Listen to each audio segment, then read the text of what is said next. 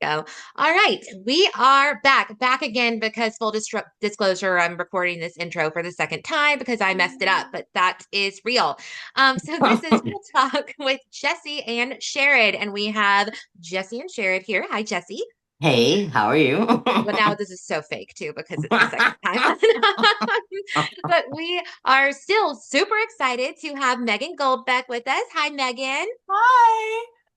So, Meghan Goldbeck is the Executive Director of the Louisiana chapter of the American Foundation for Suicide Prevention, or AFSP, as most of us call it. We all love our acronyms in the helping field. I have had the pleasure, the honor of working and collaborating with Meghan on more projects and meetings than I could even begin to count. And she is just truly amazing. Works absolutely tirelessly in a way that don't even know if anybody else does. But for anybody listening who might be unfamiliar with AFSP, this is a national organization and agency that also has local programs, chapters, events in all 50 states, including Washington, D.C., Puerto Rico. And AFSP's chapters are at the forefront of suicide prevention. They create a culture that's smart about mental health through education and community programs, research and advocacy, and supporting those who have been affected by suicide. And that means in any way suicide loss, supporting someone who may be having thoughts of suicide, someone who might be struggling with suicide ideation or has attempted suicide themselves. They cover the full spectrum of suicide and wellness, and we will dig into those programs offered by AFSP. But you can always learn more about their website, which we will have linked, but that's afsp.org. So, Meghan, thank you so much again for being with us today. Well, thanks for having me, and it's a true joy and pleasure to work with you and everyone at V-Link over the years. And I'm just very grateful for the collaboration. And our missions are alignment a lot of ways too. At the end of the day, we want to help people, right? So Yeah. it's always a good thing when you can combine forces to do that. So. Yes. Yeah, I definitely agree. It's always cool when you meet other people that do kind of the same thing or but go at different, directions, and it's awesome to just be able to sit down with you and get to know you. I do have a couple of questions. Could you tell us some about your career journey and what was the path that led you to AFSP? And could you tell us about your current position there? Yeah, so gosh, I was selling pianos at a little piano gallery years ago in Chicago, and someone from the American Cancer Society called me and was like, "We're looking for volunteers," and I said, "Okay, I'll volunteer." And then a couple weeks later, I got offered a job, and that's Oh, how it wow. goes in the nonprofit sector. Yeah.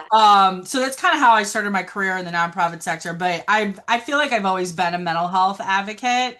Um, or an amateur one when I was a kid, and now I can sort of as close to professional as I can be, without having a license, obviously, to practice mental health. But I've worked for the National Alliance on Mental Illness, did some incredible work with them, and then started with AFSP. It'll be 5 years this January, Oh, wow. which is really great. And a little bit about my role here as a lot of nonprofit employees can attest, we do a lot. We, um, really are trying to fulfill our mission to save lives and bring hope to those affected by suicide. So, specifically here in Louisiana, we have an incredible board of directors that I work with who help us focus on the strategy and outreach through different initiatives. We deliver a number of prevention education programs throughout the state, which is incredible for both youth and adults. We also support suicide loss survivors through their journey, through a variety of different initiatives and resources. And then we also advocate for public policies that we know are going to support mental health and suicide prevention, or things like funding 988, lines, both federally and in the state level. And so my job is to kind of oversee all that here in Louisiana and make sure all those things are happening and we're connecting with people.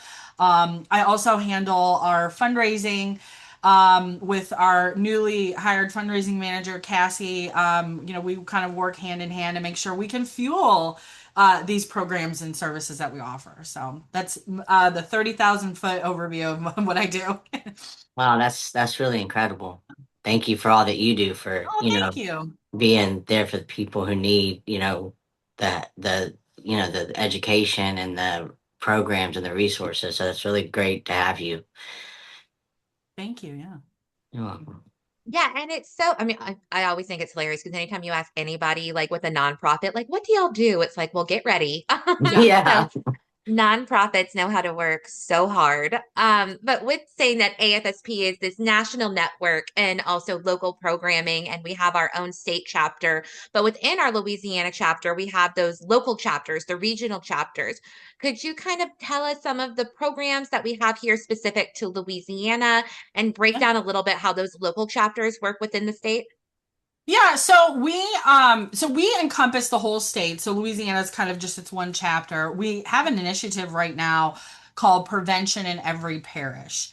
Just like it sounds, we want to bring every single Louisiana parish community these vital, really critical suicide prevention education materials. And so we partner with a great foundation called Rain Will Bring Flowers. They lost their son Owen to suicide a few years ago, and we work together to bring our programs to school. So, just for example, we have a great one called It's Real Teens and Mental Health. And, I always tell kids and adults, our trainings aren't going to turn you into a mental health professional. That's not the intention. What we really want people to understand is suicide is an issue. Mental health plays a major role into that, right? And there's things we can watch out for and lead someone to help when they're struggling. And specifically with our teen program, we talk about what mental health is, what are signs and symptoms of someone who's struggling, how you can have those awkward conversations. We know it's awkward, right? We want to make it less awkward Right. for kids and even adults. So we have been very fortunate to partner with a number of schools across the state. Locally in New Orleans, we were just at Ben Franklin High School a couple weeks ago, presented to over 1,000 students there. And we're very fortunate to partner with V-Link and to have one of your staff, Aaron, come out and talk about what happens when you call 988, right? Because a lot of kids are worried about that. Right. They're worried, are they going to get in trouble? Do they have to tell anybody? So it's been great to dispel some of those myths around what happens when you do utilize that service. And then, we also have our trainings for adults that are a little more advanced, can give you more of a bigger understanding on the complexity of suicide as a public health issue. We also fund research. I'll tell you, nationally, we're the largest private funder of suicide prevention research in the world. A lot of what we know about suicide comes from our studies, and we're able to take that info, put it into programs that are easy to understand for the layperson, right? You don't have to have a mental health degree to support someone and, again, listen and lead them to help. I always use this example. And I always ask people, if you've taken a CPR class, how many of you turned into heart surgeons? Well, probably not a lot, right? Like Wow. that's not what a CPR class is. You're providing that initial support until you can get someone to the appropriate professionals and care. And that's really what want we people to understand with suicide and someone who's suicidal. Um, you know, listen, lead them to help. That's the big thing. Love that metaphor. I'm stealing it from you. That Yeah. Yeah. really, like, that just synthesizes it so well with being like, you don't have to be a clinician or a suicide expert to be that first voice of support and help. You just need a little bit of information on how to just be that gatekeeper and, like you said, help lead someone to Yeah. help, as I'm saying now, apparently. Yeah. Well, and I think, just in the work over the years with AFSP and other agencies, people are scared to talk about this, and we want it to be the kind of conversations we have about stroke and heart disease, right? Yeah. Like we all know what those risk factors are at this point. We know smoking's bad. We know we need to eat more salads, exercise, right? Like that. I have to need to do that too. But we know those things, and so I think we're getting to a point. I hope as a society where we're saying, okay, we want to treat suicide like any other cause of death. We know that it can be prevented. We can save lives. Let's talk about it more. Love that. Yeah, definitely. And I think just making it more, especially for teenagers, trying to give them the resources to make them feel better about it so it's not so awkward or Yeah. hard to talk about is, super helpful because a lot of kids, when they're young and they're processing their feelings, so sometimes they don't know how to, kind of express their feelings of suicidal thoughts. They just know they're having them. And so sometimes it's nice, if you have that resource out there, you can be like, okay, this is how, because it's hard to process things. You got Right. hormones, you got so much going on Oh when you're yeah. a teenager. So, I mean, things going, and even, adults, some adults that, I mean, they struggle with processing their feelings, and so when they feel like that sometimes they don't know how to bring it up in a conversation, or they're so afraid of being judged.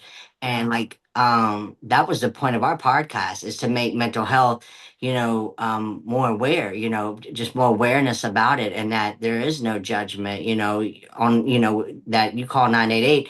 You're not going to get someone who's going to judge you, or make you feel bad for having these thoughts, or tell you, Right. what to do with your life. It's nothing like that. Where, the people that work on the lines, that they're here to listen and they're here to help the best way they can. But like you said, having that training and resource, it's like you said, it brings you to at least be supportive, even if you don't have a license. So it's Right. great that there's programs that that you run and that you deal with that help that, because I think that is so important. Because when I was in school, you knew what it was, but it was never talked about. Right. And you didn't bring it up 100%. either.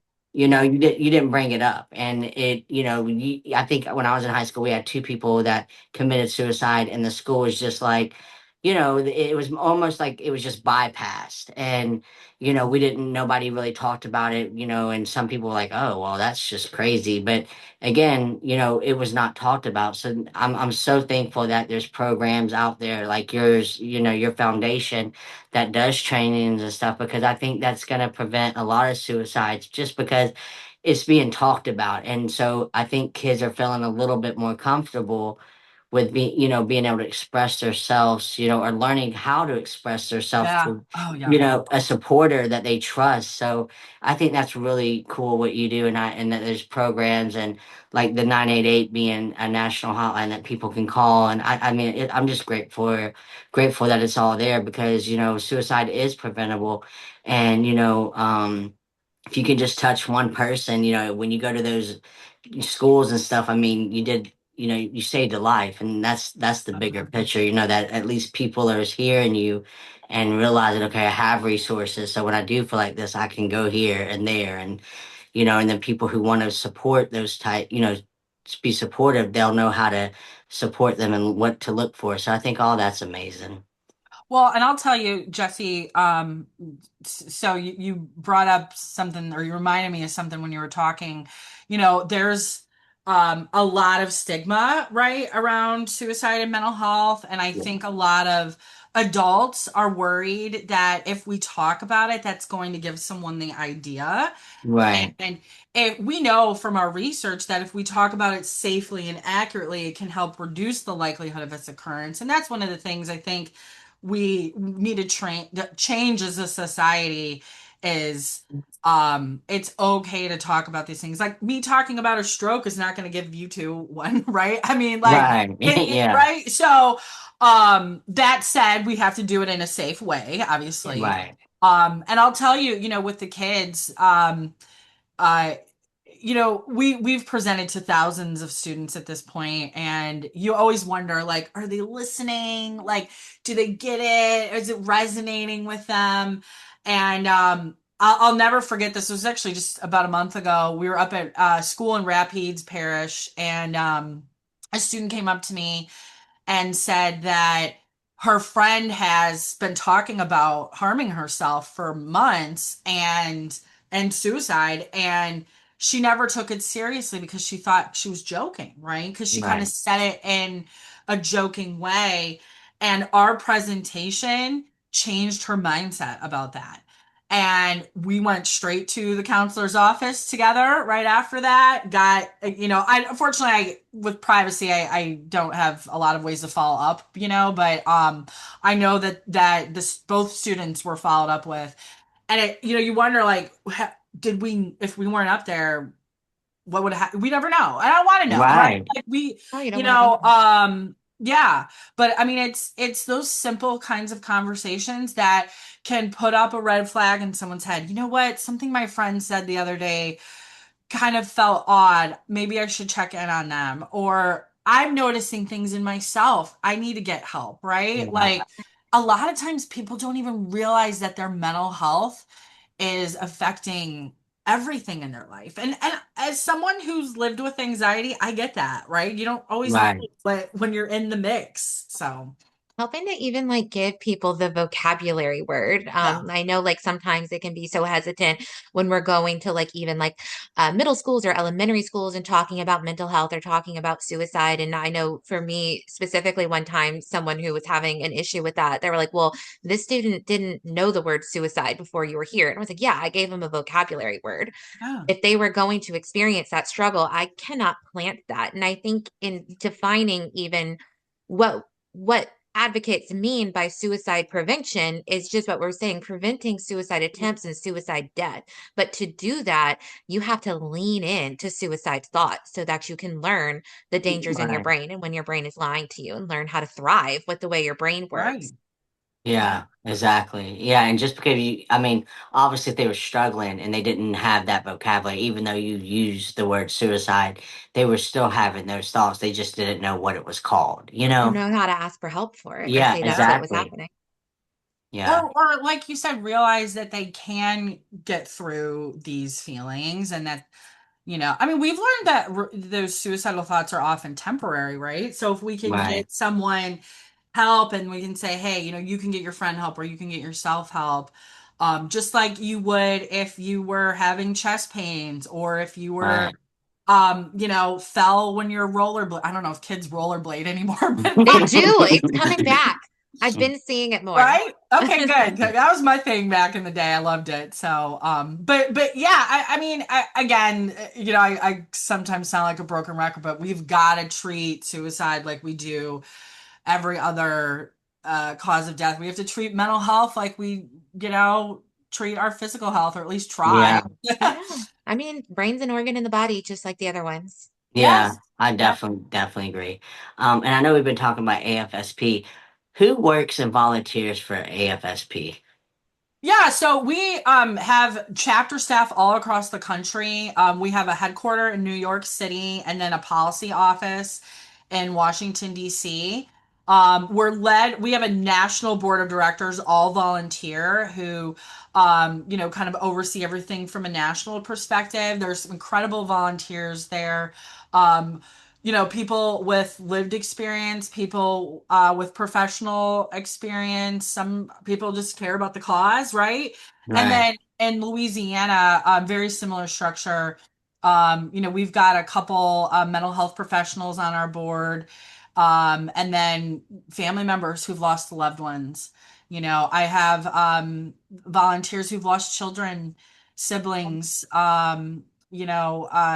people really close to them. It doesn't even have to be a biological relative for, right, and then we have an attorney who's just very passionate about the cause. So it's really a space for everyone. We're very much a volunteer driven organization. And then we have our different committees for our walks, which take place all across the state. And those are just, I mean, um, individuals who dedicate so much time, energy, their talents to helping people, which you can't buy that right. that kind Yeah, of passion and unfortunately in the nonprofit sector you can't always pay for that kind of passion, but we're fortunate to have them support what we do and really lead a lot of things throughout the chapter. But yeah, we're small but mighty crew here in the state. So yeah. Well, and you segued us into my next question beautifully, to talk about the Out of Darkness walks. I know that y'all are just wrapping those up. They were held all across the state. I mean, quite an amazing accomplishment. They were what, all throughout like October and November. Was it in November still? Yes. Yeah. Um, I was so excited I got to go table for V-Link at the New Orleans one. I know my coworker Tammy was able to table at the Baton Rouge Out of Darkness Walk, Yep. and LACG, our sister nonprofit that answers 988, was at a few as well. We were so happy to be there. Thank y'all always for including us so that we can be there we love to be able to provide information about 988 sort of from the horse's mouth, so to speak, Yeah. so that individuals in our communities do know, just like with AFSP, this is a national line, but this is a local service. This is your local Yeah. nonprofit answering 988, dispelling a few of those myths, just to plug ourselves for a minute, to remind our listeners that 988 is available 24 hours a day, answered in Louisiana by ViaLink, by LACG. Any age, any demographic, anybody can call 988. There is no Mhm. barriers to accessing that support, and we are there for anything and everything you are going through. There is no wrong reason to call, except for prank calls. We don't like those. So don't No, do that. right. Happens sometimes. Oh There are, no. yeah, it's like, Yeah. it's just, yeah, don't do that. But other than that, no wrong reason to call. So please never hesitate to reach out to 988. That rhymes. I don't I even love think I meant to that. do that. Better call your marketing team. I love it. Yes. Maybe I've said it before. That's neither here nor there. But yeah, just special reminder with the holidays coming up. We were talking about this before we started recording. It's a tough time for people. It's stressful. You don't always some Megan put it beautifully. You can be surrounded by people and still feel really alone. You don't know Yeah. who to open up to. Families getting together, which can be wonderful, but sometimes that's conflicting opinions and added stress. There's financial stress. There's wanting the Instagram picture stress, like all of the different, and Yeah. they're all Yeah. extremely valid. So please, anytime you need to release the pressure valve, reach out. We are there for you. But to get back to my actual question, with the Out of Darkness walks through AFSP, American Foundation for Suicide Prevention, could you tell us just a little bit more about those walks? Kind of what all goes into them regionally, what's the planning look like, and then what is the day of look like for somebody who may not have been able to join but might want to next year? Yeah, so our Out of the Darkness walks actually started in 2005, and it was an overnight event in New Jersey, I think New Brunswick, New Jersey, if I'm not mistaken. And walkers walked throughout the night really to symbolize how important suicide prevention is. Um, they are our largest fundraiser. They help fuel all of the research and programs that we do, but I'll tell you, it's more than a fundraiser.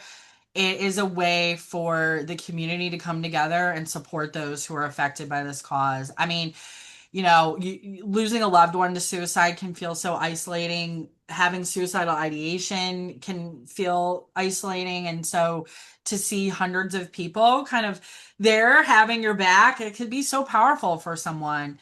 So I think that's, what's really key. And I also think people who've lost loved ones find it very healing to connect with others who've had similar journeys.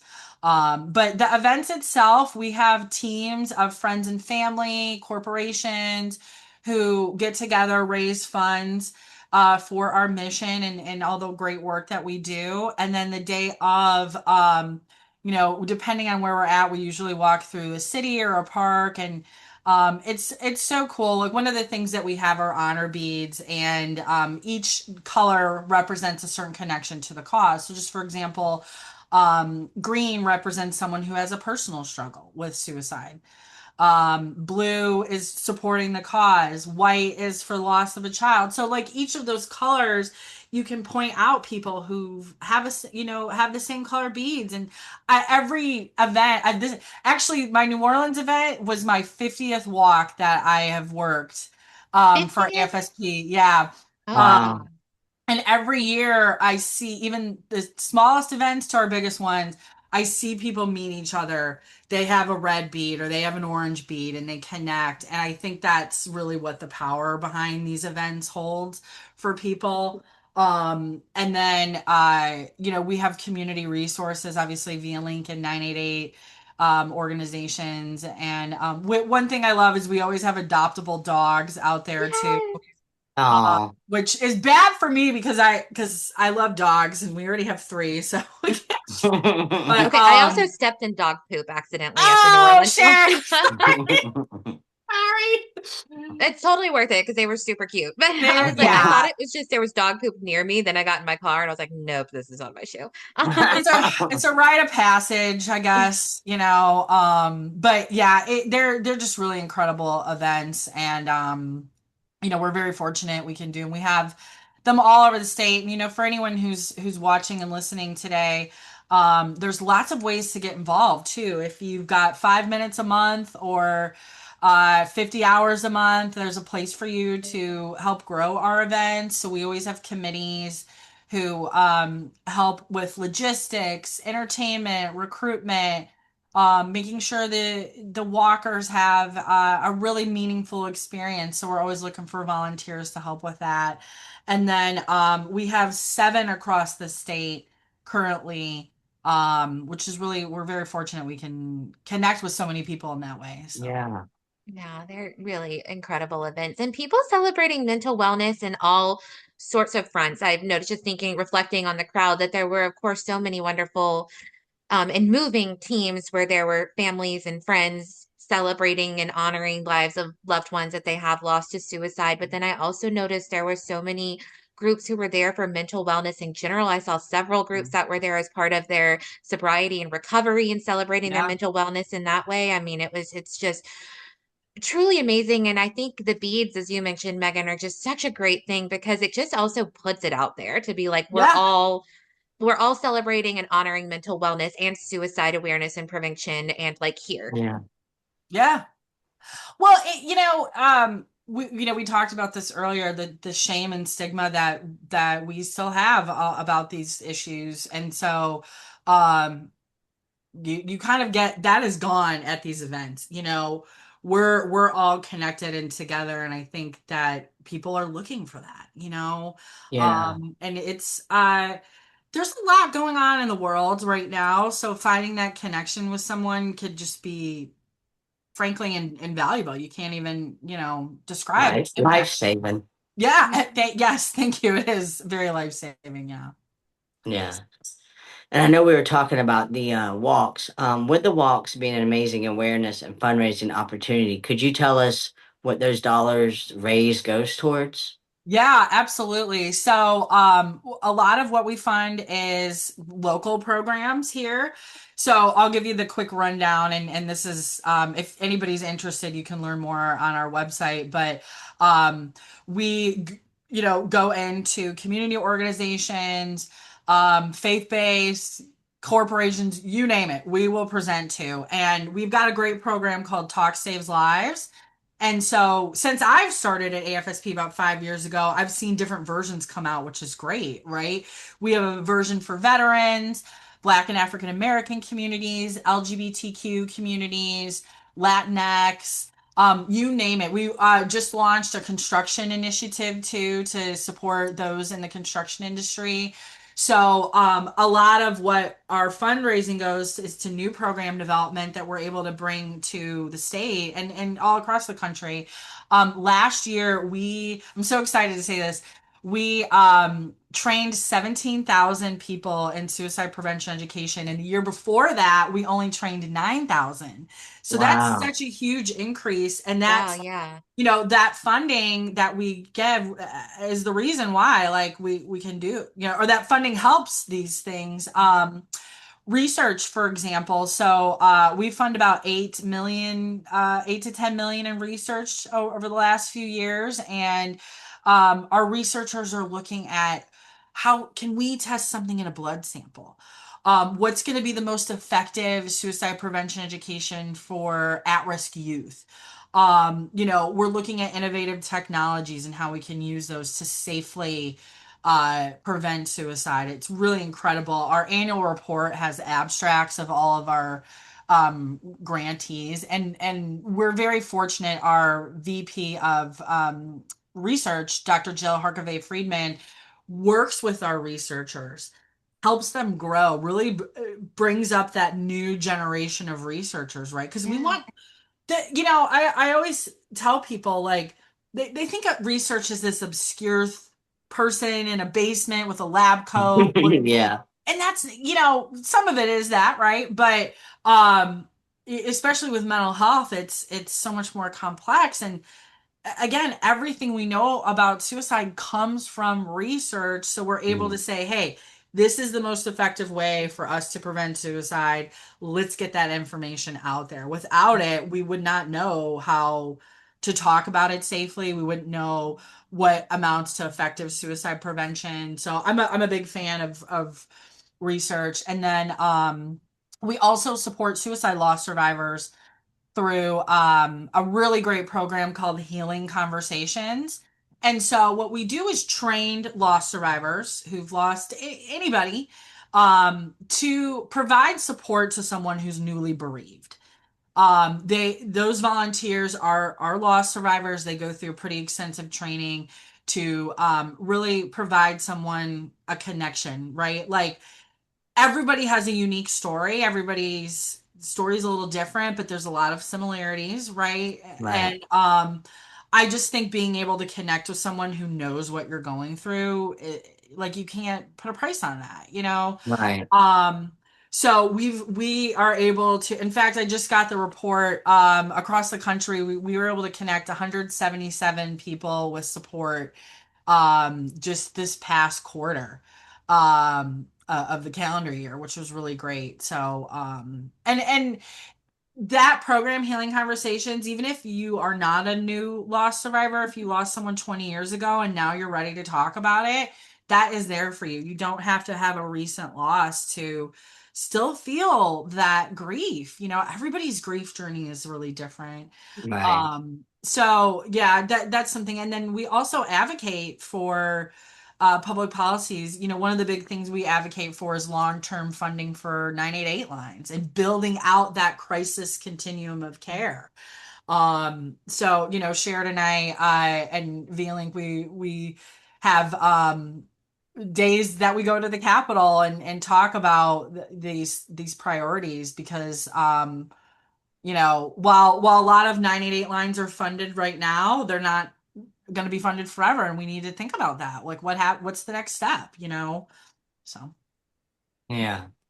It's so many good, and just thinking about your work with loss survivors, that is so near and dear to me, having worked in suicide loss support groups ever since I was an intern, trying to get my license. But that your page for loss survivors on the website on AFSP, that's under I've lost someone, and has that option for healing conversations, which I think can be so crucial because if it is a newer loss or even a loss that you're just kind of ready to start feeling and talking about, you might not be quite ready for a support group because that yeah, can be a little overwhelming. I always recommend support groups eventually, but when that first initial real wave of that grief, it can be overwhelming because in a support group, you are going to be hearing other people's Yeah. stories yeah, repeatedly who might be really intense into what they're experiencing, and it just might not be what's right for you at that time. It's different for everybody, but knowing that there is also this other option for that real connection of that peer support, of that I've been through this, someone that really gets it, I mean, to me is crucial. And AFSP's website lists, you can search, they have an amazing database of suicide loss support groups. Via links is on there. Thank y'all. yeah, On there as well. So that's just an amazing option. I refer to y'all's website constantly for people who have reached out to us for loss support, but because our group is virtual or the day that it's on or whatever, it just might not be the perfect fit. Like it yeah. is so wonderful to have that resource referral for others. Well, thank you. And we love supporting 988 and 211. We always tell people to call there. But one of the other things I'll mention too with lost survivor resources, we have a number of guides that both for teens and adults to really help them navigate. Like, how do you safely memorialize someone? To reduce any risk of contagion or, invoking those strong emotions in people who might be struggling with suicidal ideation. How to celebrate the holidays, right? Like, Right. and I think, the overall reaching message is to people, do what feels right for you, right? Like there's Right. no blueprint or playbook for these things.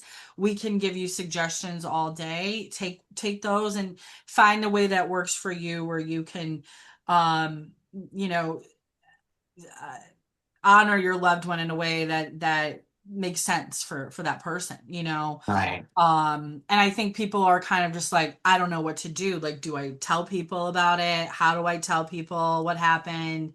So we have a lot of guidance on that as well, not only for individuals, but for medical schools, residency programs, K through 12 institutions, colleges, because it can be overwhelming, and losing Mm.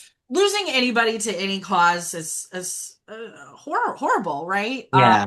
But there are complexities with the suicide loss that are need to be considered Right. when you're doing, you want to do it in a safe way for people. So So with clearly so many amazing aspects to what AFSP does, if you had to choose, you have to, no, you don't have to, but if you yeah. could, is there a part of your job that you would say is like your most favorite, or do you have any specific like stories that really stick with you?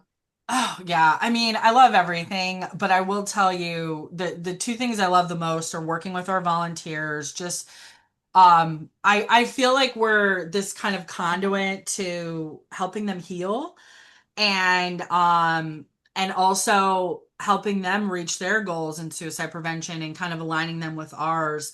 It's I don't even know how to put into words how special it is to see someone who has gone through arguably the one of a very tragic situation and turn it into something that supports others. And so I think just I have so many stories of that where I see people turn their pain into something good, Mhm. as Yeah. best they can. So that's really special, to be able to work with people. I mentioned this earlier. We work with a lot of people who've lost children, which is hard to hear. That's a Yeah. hard thing to talk about. And you feel for them, and you feel for that loss, but we're doing good in honor of their loved ones. And I think that if I can help them reach that, that's really special.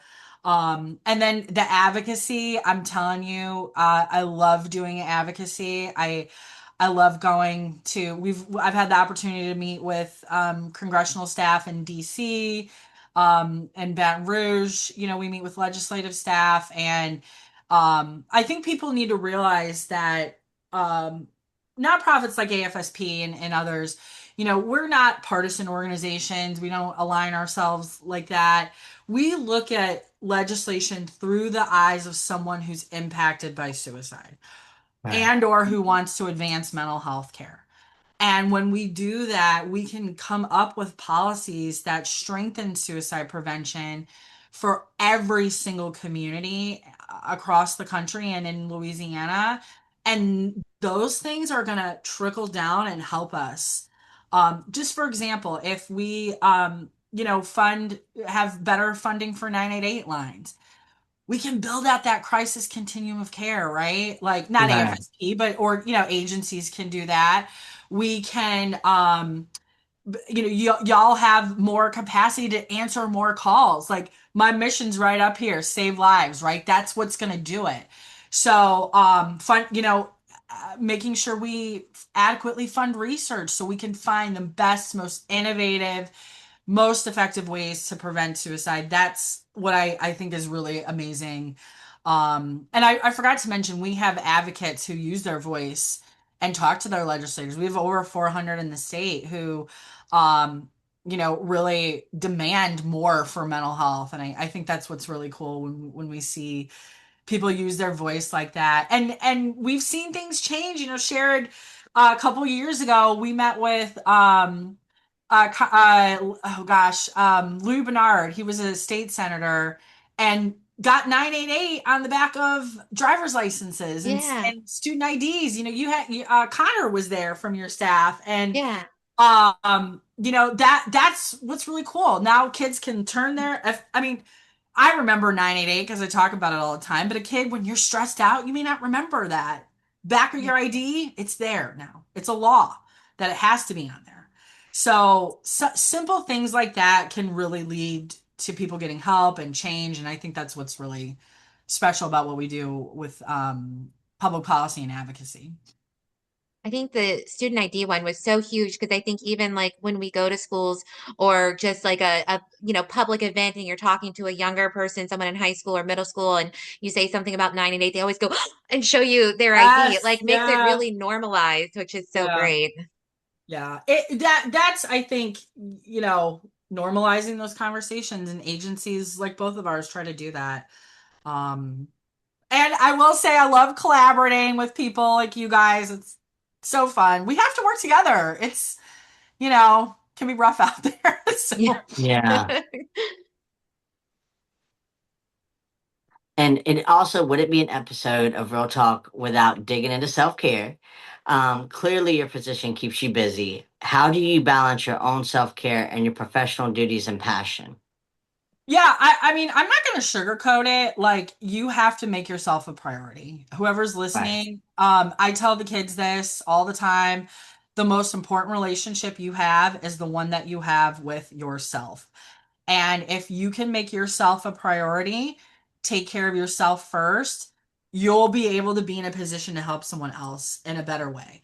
Um, if you've ever traveled before, I tell people, they'll tell you put your oxygen mask first on and then help. I don't know who brought that up to me one time, but I've been using it and I wish I could give them the credit.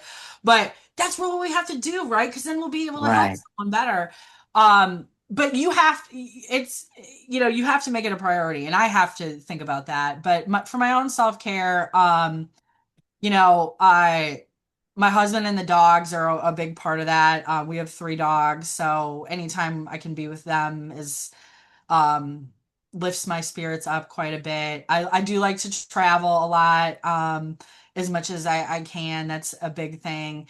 And then I've recently got into mindfulness breathing and meditating. That has calms my nervous system down so much. But I think for self-care, you just have to build it in to your everyday thing. Like, make it, all right, I'm brushing my teeth every morning and night. Like, this is part of the routine, and it'll just be easier.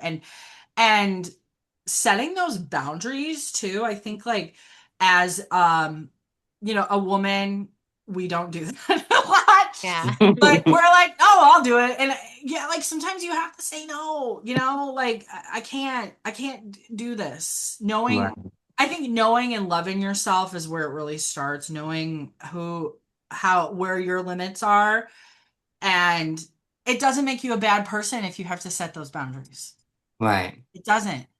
It makes you, again, better equipped to support someone, right? If you're feeling Right. good, you're going to be able to support someone. And I tell the kids that all the time. Like, if you're dealing with a mental health issue, or your friend is, that can be a lot, right? Set those boundaries. It's going to be good for you. Doesn't make you a bad friend. It's going to be good for them in the long run too, because Right. we all know where things are at. So, and I will say this, I'm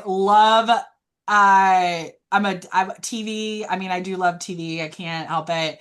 So, my self-care this week is watching the new Stranger I was Things. gonna ask if it was Yeah, Stranger Things.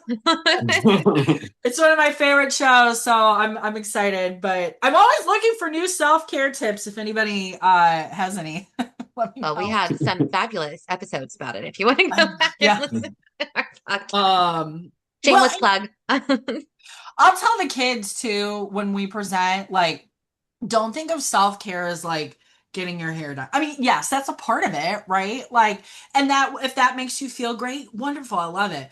But sometimes it's saying, I gotta go take a walk, right? I'm having a rough moment. I need to Yeah. go step away and take a walk.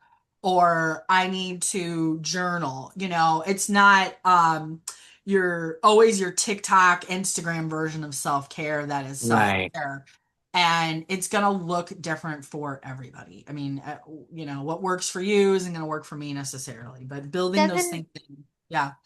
I'm so sorry. I was just thinking, and No, because you're you fine. just made me think of that, where it's like, and it doesn't always look like quote unquote feeling better in Yeah, that moment. Like sometimes it is, I got to go home and cry this out.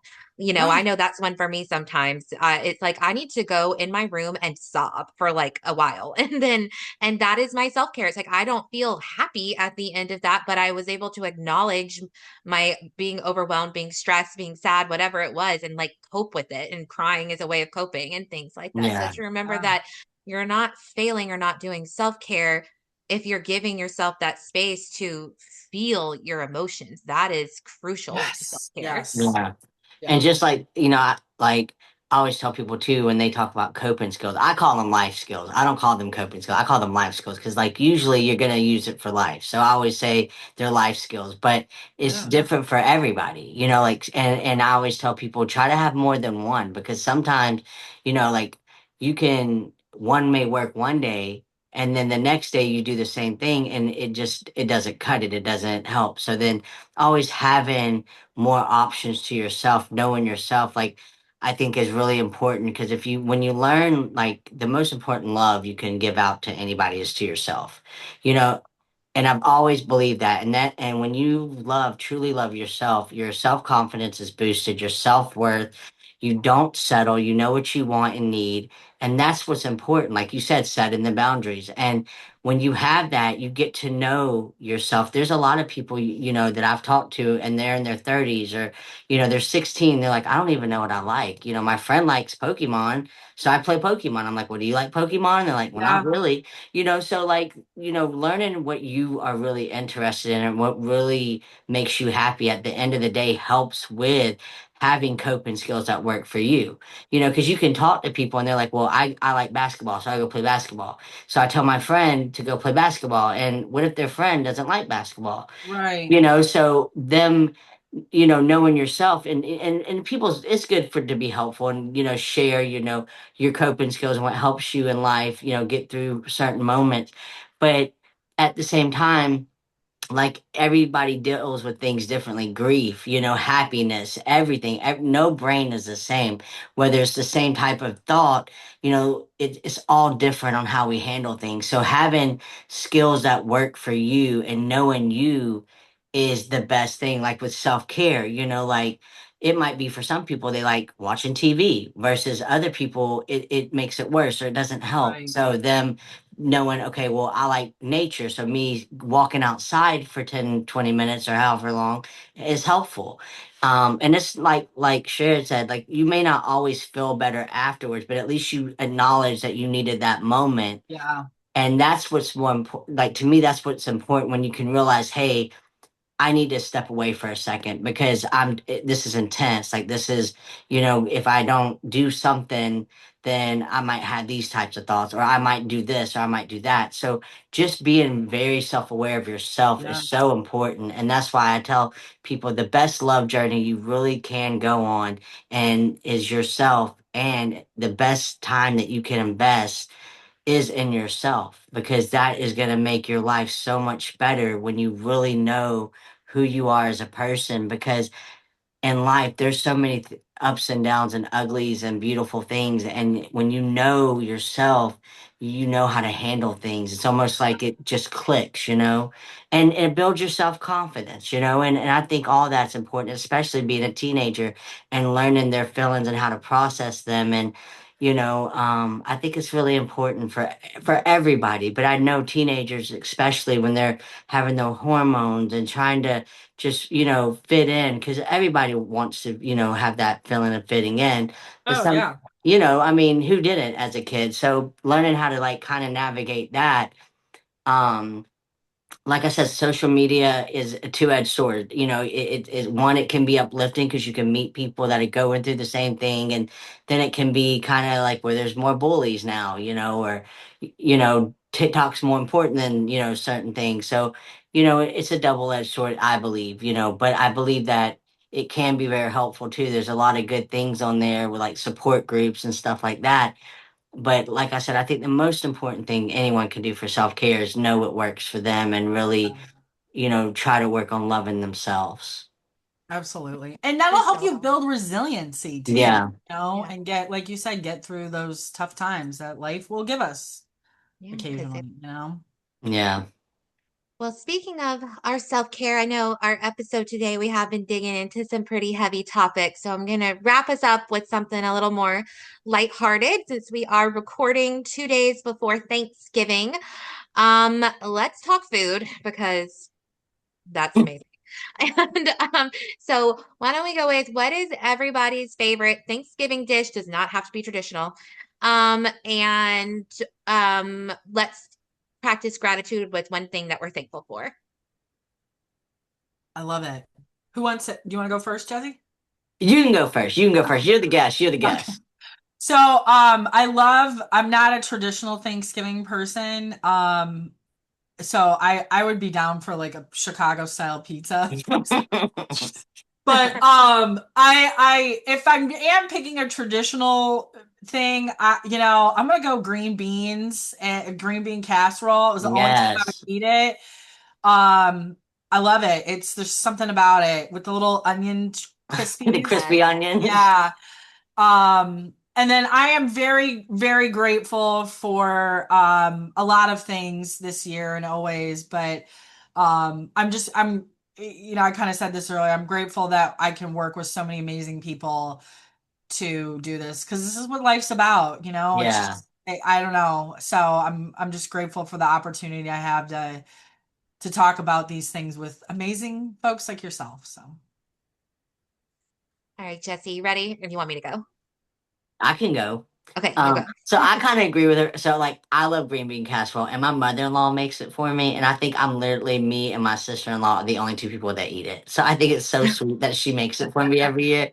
And I'm really big into turkey and the dressing. Like the other sides and stuff I don't care about, but like the cornbread dressing and the green bean casserole, yeah. And then to the most thankful thing, I think I know in our last episode we were talking about this and I said my family and I thought about that for a long time and I was like, but without my job, I wouldn't be able to do like half the stuff that I'm able to do. Like, like with for my family or with my family, because me and my family live in two different states. So I think like I'm very grateful to be a part of like V-Link and have that opportunity to work for them. And, there's such an amazing group of people that we work for. And I mean, even our CEO she's amazing. And, we really have people who care about us, at V-Link and really care in general about people. So it's just nice to work for a company that really cares. And of course, the second would be, I mean, I feel like having a job and family's tied because I'm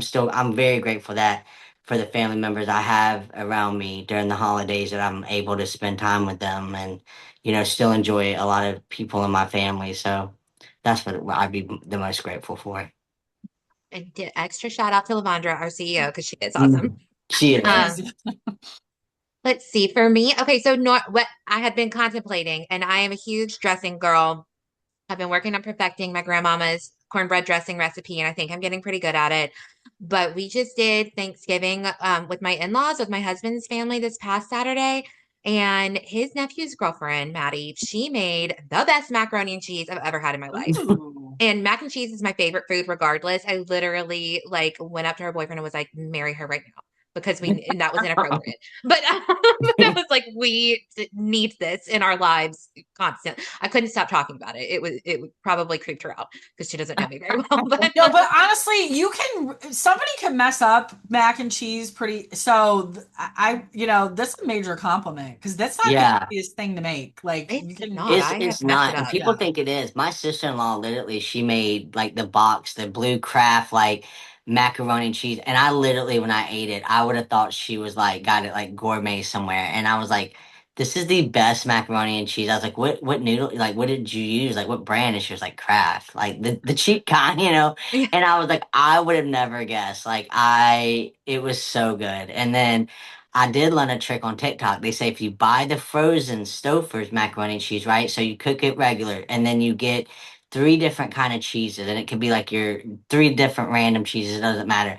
And you yeah. sprinkle it on top and bake it for another 10 minutes, and then stir it, and then let it bake for another 5 minutes, and then pull it out, and then sprinkle a little bit of all three of those shredded cheese on top. best macaroni ever. So I did do that, and my wife is obsessed with it. And she told her mom for Thanksgiving, she's like, okay, you just buy the Stouffer's, and Jesse's gonna hook it up. Like, we got this. So I love it. I did taste Collaboration. it. Yes, and I did taste it. I'm not a big macaroni and cheese person, but that was an amazing thing. I learned that on TikTok, because I'm on the cooking side, but it was the best macaroni that I've ever had. Jesse, I don't know if we can be partners anymore if you're not a big macaroni and cheese person, but Yeah, I'll I'm try. sorry. I'm sorry. I think I ate it too much as a kid. Like, I would overdo it. So it's like I'm like, I'm not a big, same thing with oatmeal. I can't even think about oatmeal. I ate it so much growing up. I'm like, oh God. But no. But Well, I ate the Stouffer one and it was good. well, in thinking of gratitude, I am grateful for mac and cheese. But We I all am are. also grateful for my little puppy Mikey came up and jumped by me again. You look Oh. at the camera. He's my He's baby. our secret, like, third Our host, cute. Oh, you know? I just Oh. like somehow messed up my view. There we go. Let me see if I can get him. Come here, baby. Come see. Say hi to Megan. Say hi. Oh, what a baby. So Hello. What precious. kind of what's the name? Mikey. Oh, cute. What kind of dog? He is a rescue, just like Mutt. We think a good amount of Dachshund, some sort of beagle way back when, because that's his coloring. I think corgi somewhere because of his butt. So he's just all kinds of stuff.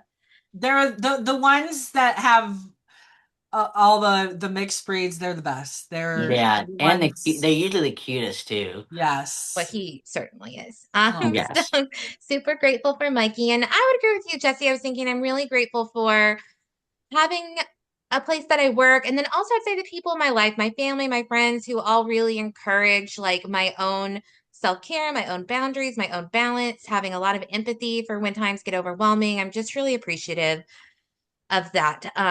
Because that's just really nice to know that kind of Yeah. like in every corner that I might turn to if stuff is rough, like people are going to cut me some slack, people are going to be encouraging me to take care of myself. And that's just so crucial and important. And not everybody has that. So I'm really grateful Yeah. for everyone in my life.